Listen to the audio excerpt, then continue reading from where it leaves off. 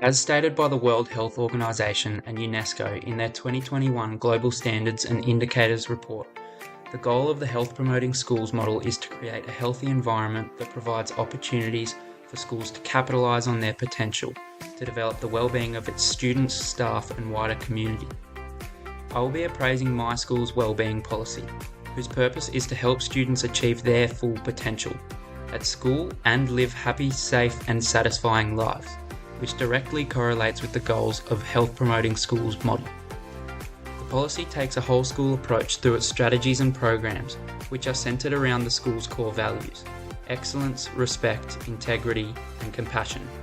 These create a practical acronym ERIC that is constantly referred to by the school community. For instance, during roll call at the start of each day, a quality of an ERIC value is read out for students to discuss.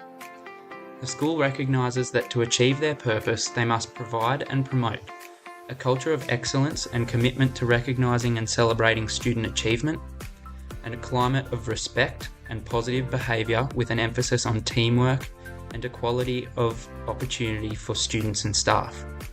This purpose is reflective of Chapman and others, 1999, who state a connection between the health education and health promotion is vital to empowering schools to improve the well-being of their community.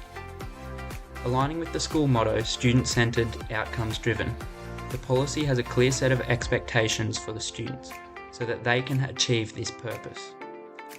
The strategies aim to identify and address student well-being needs and issues by enabling teamwork between teachers, parents and the well-being team to employ appropriate interventions. Promote a climate of respect and positive student behaviour.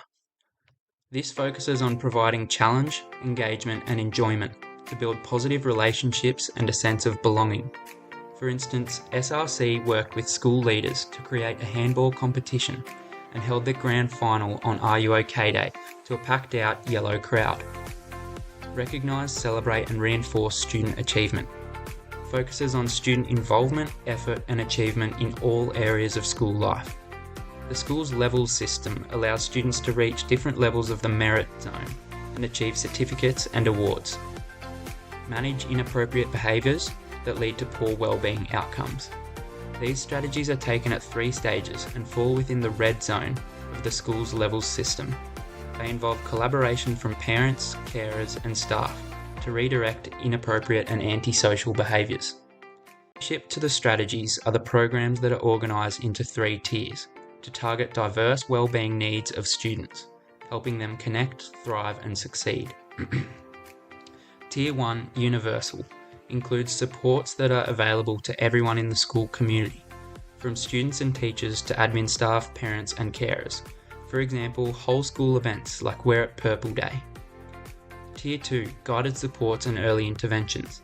These include targeted and specific programs for different groups of students, depending on the wellbeing aspects most relevant to them. Tier 3, Strategic Supports. These are developed by the wellbeing team in partnership with the external services and parents to provide appropriate supports to suit individual needs. Curriculum, Teaching and Learning. The policy focuses on a link between curriculum and wellbeing, recognising that what teachers teach and how they teach it is crucial to meeting the students' needs as well as the outcomes of the curriculum. Guidance lessons run by the Year Advisors of Year 7 and 8 is a Tier 2 program that helps support the transition from primary school to high school curriculum and the ongoing challenges with workload, stress and success. To improve this link between wellbeing and curriculum, the school could employ a survey that asks the students and parents for their insights on content and delivery. This would benefit the school's whole school approach to wellbeing. School organisation, ethos and environment. This includes the procedures and activities that the school implements to encourage a social and physical environment that promotes positive wellbeing to its students, staff and community. Every Wednesday morning, the Wellbeing Hub hosts breakfast clubs available to all students and staff, with hot breakfast and drinks at no cost to promote healthy habits, discussions, socialising and enjoyment. The school's support dog Ollie also visits every Wednesday and is available for students to play with or talk to if they are stressed and concerned, You can find Ollie in the Wellbeing Hub or being walked around staff rooms and pre-identified classrooms to hopefully improve the well-being of specific students. Partnerships and services. For this policy to enable a health-promoting school, it needs to incorporate the ideas, services and interests of its wider community. Currently, it hosts yearly programs such as Are You OK Day, Tier 2, which involved live music, fun games and the handball grand final. The day included information and activities from 10 community organisations with over 30 staff to reinforce a positive school culture. This aligns with the report from Haynes and others, 2015, who synthesised from 2 studies that a common theme for successful partnerships with families and communities was a culture that is positive, inviting and inclusive. Therefore, one thing I would suggest is inviting parents and carers into program discussions and planning, as their interests and advice would greatly benefit the policy's whole school approach. The Illawarra Women's Health Centre runs small group workshops with girls from years 7 to 10, alternating year groups term by term, covering topics such as mental health, well-being and relationships, and creates links to their community. The Wellbeing Policy's adoption of a strengths-based approach is evident through its purpose, in that by promoting a climate of respect and celebrating student achievement, the school acknowledges its existing strengths and aims to empower the students and their community and put them to use. When students behave in ways that reflect the ERIC core values, teachers reward them with online points called Good Vibes. These points can be accumulated and students can reach different merit levels, where they gain certificates and privileges. For example, when students reach the gold level, they are invited to a special morning tea with their parents to celebrate their achievement. Achievements from merit levels and other aspects of school are recognising at the Celebrating Success assemblies at the end of each semester. The policy takes a strengths-based approach to the universal program that is the PDHPE curriculum. Informed by the wellbeing team, the PE faculty created a unit called How Healthy is My Community, where students explore the health and wellbeing opportunities and services in their local community.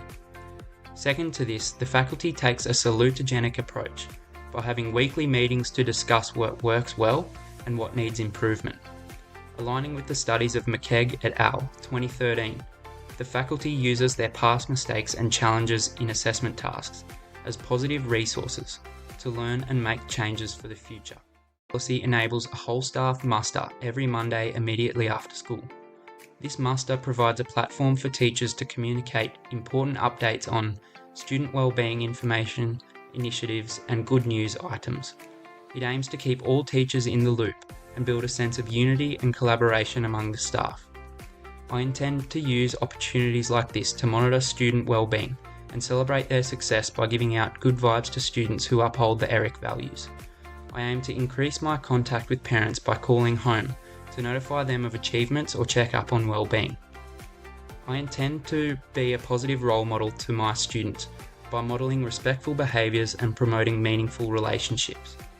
Immersing myself in programs such as Breakfast Club and Are You OK Day will build rapport with students and get to know their interests and challenges, which in turn will help me support their wellbeing. Upon reflection, I have not yet engaged with the Yarrawa Aboriginal Centre on the school campus. Therefore, a goal of mine is to get in touch with the staff so I can better understand the wellbeing needs of Aboriginal and Torres Strait Islander students. During Term 3, I was lucky enough to join Year 11 CAFs on an excursion to the Big Issue classroom in Sydney for National Homelessness Week. We learnt about homelessness and were exposed to the wellbeing issues that can arise for people who are homeless. It made me, as a teacher, more aware of the difficulties that some of my students may be facing. This highlighted the importance for me to collaborate with parents, community health services and organisations to support my students in a way that best suits their wellbeing needs. So ultimately, I believe my role as a teacher should reflect the 4 interconnecting processes that are proposed by Bott, Hoare and Robertson 2017, which are to learn it, live it, teach it and embed it. These, coupled with the policy's purpose to create a positive climate of respect, and celebrate student achievement will prepare me for a career that supports well-being among young people and their community.